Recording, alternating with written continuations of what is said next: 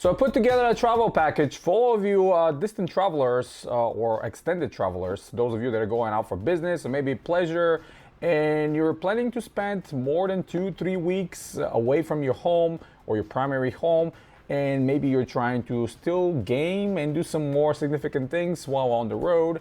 So yeah, today we're going to look at part of that package. This is going to be really exciting, so stay tuned. Hey guys, welcome back to our Harrison's channel. My name is Ivan, and today we're looking at this portable gaming monitor from Caperave. And this one really attracted my attention because for a while I've been using a 15.6 and a 16.1 portable gaming monitors around my house. Actually, I took the 15.6 Arzopa that you guys seen on my channel before all the way across the pond to have it over there at my parents' house and to plug it into my HP computer over there. I mentioned that before. And I kind of have a small corner, you know, sort of a desk that I can use it for games and video editing. But what I found out over time is 15.6 is kind of on the small side, especially for somebody like me. My eyes are not what they used to be. So I wanted to look for something bigger to take over there as well. So this one piqued my interest. Currently, I'm using a 16.1 in one of my editing computers here, and it's better, it's bigger. But man, when you go to the 17.3 that the Caperave are offering, it's definitely a monumental difference compared to that 15.6 and even compared to 16.1. Now, what's good about this monitor? We're talking about 1080p monitor here, 144 hertz, very low latency, and only $420. Now I'm really happy that the price have trickled down, especially for monitors, because a monitor like that would have cost you at least $220 maybe a year ago. And now, because the market is flooded with all kinds of different models, all kinds of different SKUs, something like that is much more affordable. And I think for a 120, this is an excellent buy. Spoiler alert, I'm highly recommending it. We're gonna go into the unboxing, see exactly what's inside the box. We're gonna hook it up to the computer, and obviously I have my Omen 16L, which, by the way, I'm gonna have very soon a new video installing a 1560 Ti inside, upgrading the power supply and see how it performs, and just a bit of a news about this model. Remember what I said? They were overpriced at $70.99. You know what HP did? They said, well, $70.99. Why don't you guys get it for $1,150? So this particular SKU was overpriced at $799 in my opinion, and now it's $1,150, which is absolutely insane. Don't ever buy it for that kind of price. But yeah, enough for this rambling. We're gonna go straight into the unboxing, and then we're gonna talk about it at the end in the conclusion. Here's a retail box for the Caperave, the CF17H. Here's the back side, a little bit of information about the product. Nothing too fancy, nothing too crazy, just a plain white retail box, couple QR codes you can scan. I cheated a little bit and went ahead and kind of opened it. Obviously, I pulled out the monitor, tested and all that stuff, but I'm going to show you what else is inside. Right on top of it, we have a sleeve, which let me open it and show it to you. I haven't even opened this sleeve. You've seen some of the previous models and previous monitors that I've shown you have a different approach. Here is this just a simple sleeve with kind of a flap. You put them inside, sort of a neoprene. Good enough to protect it if it's in your backpack, but just still be careful because it's a soft cover and the monitor is kind of fragile. If it has something sharp against it, it might become a problem. So putting that to the side, and right on top we have a nice little instruction that gives you everything you need to know about the monitor, all the ports to the side, both left and right, and all the different ways you can connect it. Only USB-C, desktop, laptop that doesn't have Thunderbolt 3, 4, or USB 3.1, different connection with consoles. Everything else here is outlined very nicely, and I love what they've done here. Nothing too complicated, nothing crazy, just go through it and read it. How do you go through your menus, and the operation of the kickstand in different angles. This is where the monitor was. Of course, they outline some of the other information here as well on this portion. And right here we have a little card for your extended warranty, user manual, power adapter is provided, but this is nothing special, just a 15-watt power adapter, international obviously, and you can use it for your phones, tablets and stuff like that. So if you really need it, you can use it for any other device. Personally, when I'm using it as a desktop, I don't need that power adapter, so it's going to stay right here. And then the second compartment is the USB-A to USB-C cable, which I am using to connect for power with my desktop. And one interesting touch over here, you'll see the connector on the USB-A inside is purple. I have not seen that in the other cables before. So if you are having tons of cables around your house and you're wondering which one was exactly the one from this monitor, now you know, because it's purple. USB-C doesn't have it, but that's okay. Really nice cable provided. And the other one is just USB-C to USB-C. I'm not using that one, so it's gonna stay right here. But if you're using it, let's say for a laptop that has a USB-C coming out, Thunderbolt 3, 4, like I mentioned, or USB 3.1, you're gonna be fine with that. And on the other side is the full-size HDMI cable. This is one of the best things about this monitor. It's about 5 feet long, full-size HDMI, no mini HDMI, no micro HDMI here. Any cable that is full size you can use. And this is kind of a stiff cable, by the way. I have better, kind of softer and slimmer cables that I can use, but I tested with this provided one, no problem whatsoever, connects nicely, and 5 feet is good enough to route from your any desktop to your monitor.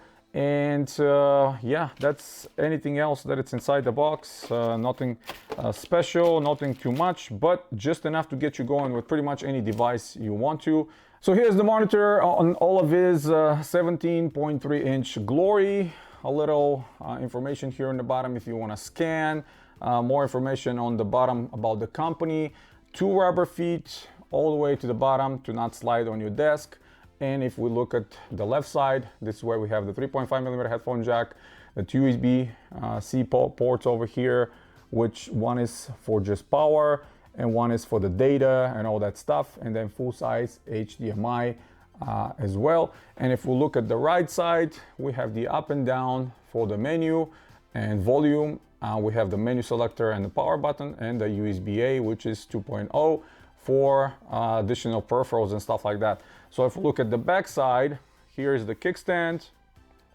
You'll see how nicely folds. And by the way, graphical explanation about the ports on the back side of the monitor, which is really nice. But the kickstand has a large rubber foot as well. That way, when you extend it and you put it down on your desk, it's not gonna slide. And it's pretty sturdy. I'm gonna grab it by it and flip it over so I can show you something. This is as far as it can go back on the monitor, and this is obviously coming all the way in, but this is as far, which is plenty of angle in my opinion. If you want to know where the sound is going to come from, as you don't see any speakers anywhere, I can't really tell you, but I can tell you that sound is coming out.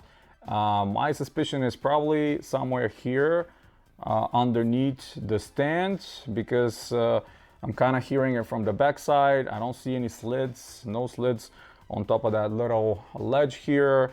But there's sound comes out. It's pretty clear for the size of it. Obviously don't expect anything too crazy, but the sound is good. So good to have it, because not everybody wants to use headphones.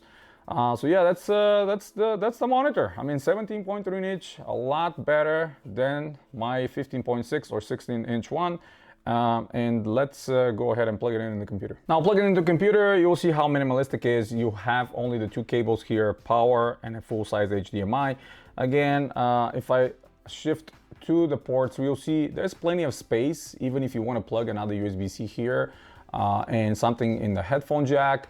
They have calculated the space enough for you to even put some of those chunkier connectors, so that's not a problem at all. How bright is the monitor? I don't know if the camera will pick it up, but let me extend this leg all the way back and see if I can boost the brightness. So currently it's on 60%. So if I go all the way to 100, to me is extremely bright. In indoors conditions, you don't even want to be that high, and I personally keep it around 60 for indoors to be well balanced when it comes to the brightness, and at the same time I'm not really straining my eyes to see what's on the screen. Now if I hit the menu button, I'm going to go through the menu and show it to you real quick. So on the menu button we have the brightness, contrast, eco, DCR and sharpness on the first option. If we go down, we have the hue, the saturation, the light blue, and the enabling the FreeSync. Again, there's no G-Sync here. Unfortunately, NVIDIA are charging a lot of money for getting monitors certified for G-Sync. That doesn't prevent it from being a great monitor again, but FreeSync is cheaper, so there you go. Right here we have the volume and the mute, and here we have the English language. HDR is auto and reset. If I go to languages, what we have here is, you can see Chinese, English, French, Italian, Spanish, Russian, Taiwanese, I think, as well. So a lot of languages are covered here. And the last on the menu is the different inputs. Auto select, I left it by default, so that way whenever a cable you have plugged in, it will immediately detect it. So yeah, that's pretty much the menu, nothing fancy here. But what else I can say is the monitor is pretty nice. I like it. I like it a lot. So if we go to NVIDIA's control panel and look at some of the details here, you can see 1080p, 144 Hertz. We have 120, 90, 75, and 60 option.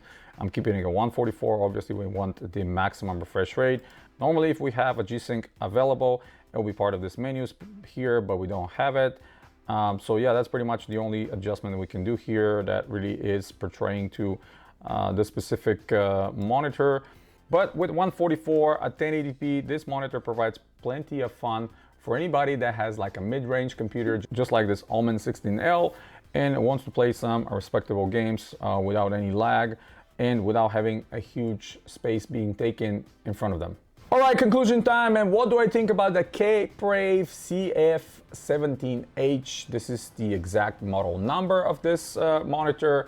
I absolutely love it. I have to tell you, I've been using it very, very prominently, almost all the time, testing different things because how portable it is and how easy it is to move around. Love the metal kickstand in the back, adjustable to different angles. You can put it at whatever angle you want and just put it there, depending on the height of your desk, depending on your personal height and how high you will like that monitor to be in front of you. A couple of other features that I absolutely love is the full-size HDMI. If you look at across the board of a lot of these portable monitors, most of them are using USB-C or they're using kind of like a mini HDMI because of how thin they are. Well, they said, nope, we're gonna give you a full size so you can use whatever cable you have or whatever cable you want. I absolutely love this. We have a full-size USB-A port. We have the additional two USB-Cs. Then again, if you're using on your laptop maybe or on your desktop, Thunderbolt 3, Thunderbolt 4, or latest USB 3 3.1, you can just directly connect both cables, the cable that is provided, to the computer. You don't need external power or anything like that. But how I'm using it on desktops is powered through the USB-C to USB-A and the full-size HDMI. And with the provided sleeve, yes, it's not a hard case or anything like that. Some of the older models you guys maybe remember had this kind of a folio hard shell case that you put on top of the monitor, which I really like, but at least they give you this kind of a soft sleeve. You can put it inside and still travel with it. Just be careful not to crash it. Obviously, it's a fragile monitor, but if you put them in like a hard case travel or carry-on bag, you can fit both the desktop and the monitor inside, plus your keyboard, obviously, and your mouse, and off you go. You can spend your time, your vacation, 3 weeks, 4 weeks, a month, whatever you have personally, somewhere remotely, and still enjoy fully your games. Now, a lot of you will say, well, why are you messing around with all that big hardware and logging in on the airplane? Why don't you just get a gaming laptop? Yeah, gaming laptops, but if you want to get a comparable performance from a gaming laptop, it's going to cost you a lot more. Actually, it's probably going to cost you double the amount. I mean, let's say 5070 on laptop is somewhat comparable to 5060 Ti here, or maybe 5080, I don't know. Have not followed the laptop industry for a while, but I know for a fact it's going to be at least $1,500 or $1,600 getting that laptop and using it for gaming while you're on the road. And again, the screen is going to be probably 15.6 or 16 inch if you're lucky. Maybe you get one of those 17-inch ones, but with a lot of hardware inside, it's going to definitely cost you a lot more than $1,600.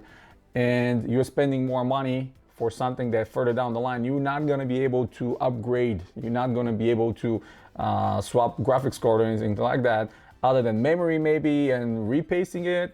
That's about it. You're not going to change the CPU. You're not going to change the GPU. While here, you can do all the upgrades. And in 2-3 years time frame, you can just get something new hardware inside and still use it. So that's why I personally prefer this kind of situation right here. So what else to say at the end? I'm super happy with this monitor. I think this monitor is a clear winner. 144 Hertz is perfect. This is exactly for like a mid-range desktop, which this one represents. Currently with the 4060 Ti. Obviously, I'm going to upgrade it to 5060 Ti. We'll see how that performs. But I'm also going to test another monitor similar to this one, but with 1440p resolution and higher refresh rate, and with the new GPU inside, see if we're going to be able to utilize that monitor, because I know 4060 Ti 8GB, it's going to be struggling with the 1440p with some of the titles. Currently, with this monitor, this hardware, this is a perfect combination to play pretty much anything and get frames that are close to that 144. Obviously, if you're boosting everything up to the higher, it's still gonna linger around, around 100 frames depending on the game, of course. Building speakers, for those of you that don't care about headphones, maybe you just want to be aware of your surroundings while playing games. That's an option as well, but has a built-in 3.5mm headphone jack as well, so why not? FreeSync is on board for the AMD users. Sadly, no G-Sync, but you are probably not going to find one of those portable monitors with G-Sync unless it's very, very expensive one from one of the very well-known companies out there. So yeah, that's pretty much it, guys. Hit the thumbs up if you like the video. Check out the links in the description below if you want to support the channel directly. It helps me tremendously to bring you videos like this regularly. And as always, guys, you have a wonderful day.